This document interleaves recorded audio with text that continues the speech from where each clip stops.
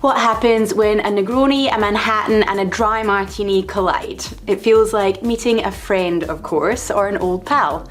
Disclaimer, an original old pal as invented by Harry McElhone of Harry's New York bar in Paris in the early 1920s that uses entirely dry vermouth.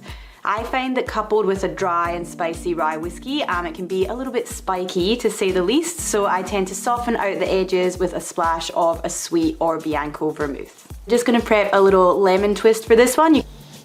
So we're gonna go in with a full shot of your yellow rose rye. Then we're gonna go in with 30 ml of Campari, 20 ml of your dry vermouth, and then sort of a 5 to 10 ml of your sweeter vermouth. Then we're just gonna fill our mixing glass with ice and get stirring.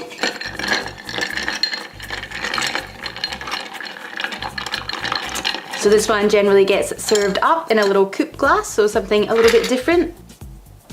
And then we're just gonna give our twist a little fold over the top.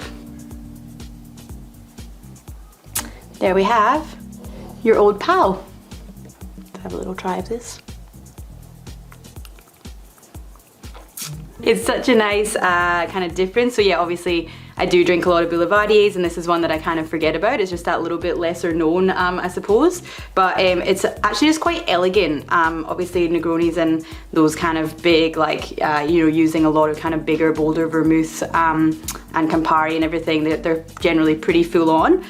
Whereas having that kind of more delicate dry vermouth in there just really kind of highlights a really lovely herbal edge to it. Yeah, so definitely a nice one to have a little try if you're looking for something a little bit different. The old pal. So now you know.